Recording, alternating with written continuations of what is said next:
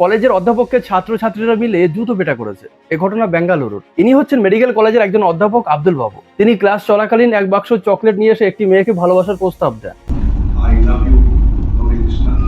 এরপর সেই মেয়েটি উঠে দাঁড়িয়ে তার প্রতিবাদ করে যে আপনি এটা কিভাবে করতে পারেন। তখন সেই অধ্যাপক তাকে বলে যে তুমি তো প্রথমে আমাকে ভালোবাসার প্রস্তাব দিয়েছিলে। মেয়েটি বললো যে না, মোটেই আমি এ কাজ করিনি। তখন সে অধ্যাপক বলে আমাকে দেখে কি তোমার পাগল মনে হয়? আমার কাছে সিসিটিভি ফুটেজ আছে। মেয়েটি বললো ঠিক আছে, আপনি আমাকে দেখান। মেয়েটি কিন্তু এই কথা বারবার জোর গলায় বলেছে, আপনি আমাকে দেখান। When did I propose? There is a CCTV image. Okay, show me that. Show me that. এরপর অধ্যাপক আর সেই সিসিটিভি ফুটেজ তাদেরকে দেখাতে পারেনি। বাইরে গিয়ে সেই মেয়েটি এবং তার বন্ধু বান্ধবের হাতে তিনি জুতো পেটা খেলেন। দেখুন, স্টুডেন্ট আর টিচারের প্রেম ভালোবাসার গল্প আমরা এর আগে বহু শুনেছি, এটা বাস্তবে ঘটেও। কিন্তু আব্দুল বাবুর বয়স হচ্ছে 50 বছর আর এই মেয়েটির বয়স হচ্ছে 31 বছর। বয়সের তাদের মধ্যে অনেকটা গ্যাপ। যদি সত্যি এই মেয়েটি আব্দুল বাবুকে প্রপোজ করে থাকে, তবে আব্দুল বাবুর কিন্তু তাকে পার্সোনালি বলা দরকার ছিল বা বোঝানো দরকার ছিল। তারপর আব্দুল বাবুর কাছে তো প্রমাণ নেই।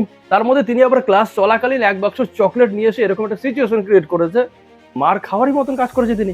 যদিও শোনা যাচ্ছে যে কলেজ কর্তৃপক্ষ আব্দুল বাবুকে শোকজ করেছে। এই ঘটনা সত্য মিথ্যা যাই হোক না কেন, তবে স্কুল কলেজে এই ধরনের ঘটনা মোটেই কাম্য না। স্কুল কলেজে ছেলেমেয়েরা পড়াশোনা করতে যায়, আবার সেখানে যদি টিচার এরকম একটা ভর্তি ক্লাসের মধ্যে একটা স্টুডেন্টকে প্রেমের প্রস্তাব দেয়, তবে সে মার খাওয়ারই যোগ্য। আমার তো তাই মনে হয়। ভালো থাকবেন সবাই।